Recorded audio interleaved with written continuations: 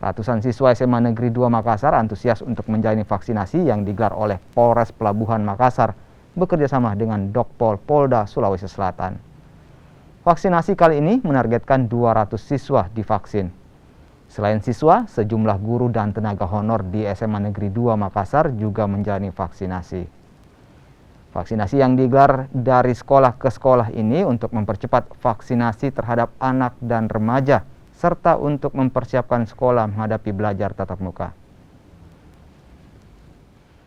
Tentu saja yang pertama, semua guru, pegawai, serta seluruh peserta didik harus divaksin.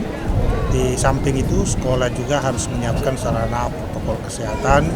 Antara lain kita harus siapkan pengukur suhu, harus menyiapkan tempat cuci tangan, juga hand sanitizer. Yang paling penting lagi adalah bagaimana menanamkan kepada peserta didik untuk senantiasa mematuhi protokol kesehatan. Terlain harus memakai masker, harus menjaga jarak.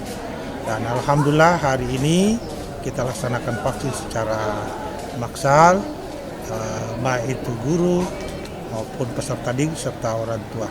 Laksanakan vaksinasi kepada siswa pelajar karena perencanaan akan dilakukan tatap muka bagi siswa, sehingga sebelum pelaksanaan tatap muka diberlakukan maka seluruh siswa ini harus sudah divaksin.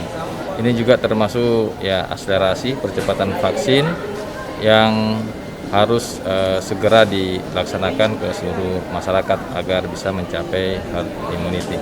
Nah, untuk Polres Pelabuhan sendiri sudah melaksanakan vaksinasi di sekolah-sekolah di wilayah Polres Pelabuhan, termasuk ini di SMA Negeri 2 ada permintaan dari pihak sekolah bekerjasama dengan IKA Alumni Semada untuk melaksanakan vaksinasi kepada siswa.